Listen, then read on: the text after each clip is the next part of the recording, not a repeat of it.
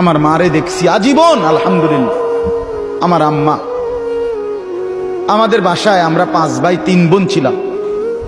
ঘন্টা কিনছে মা, ওই যে স্কুলে যে ফিরে এমনি টুং টুং টুং করে ঘন্টা ফিরে না, এরকম গোল যে পিতলের এডি বেল আর কি, বেল ফিরে যে, আমার আম্মা এটা কিনে আনাইছে বাসা।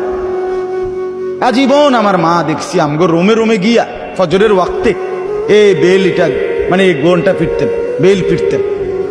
যতক্ষণ না উঠতাম, বের না হইতাম, মা এটা ফিডা বন্ধ করতেন।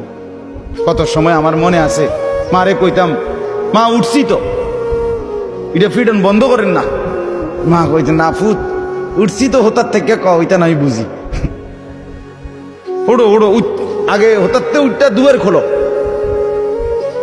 যতক্ষণ দরজা না খুলতাম, বের না হইতাম, বাথরুমে না যাইতাম, মানে ওজুর জন্য, মা থামতেন। বিনিময়ে আলহামদুলিল্লাহ আল্লাহর দয়া আমার আম্মা মাত্র 4 পাস করছে, 4 ক্লাস 4, 5 পাস করে নাই মা।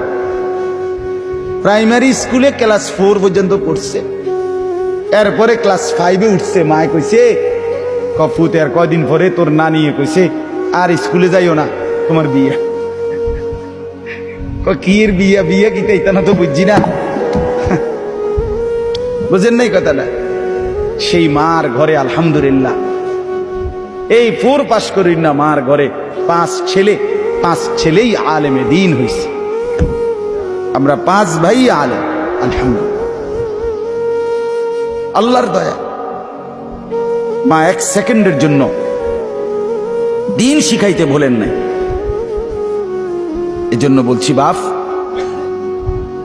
মাদেরকে আন্তরিক হওয়া দরকার। হাল ছেড়ে দিছে মারা,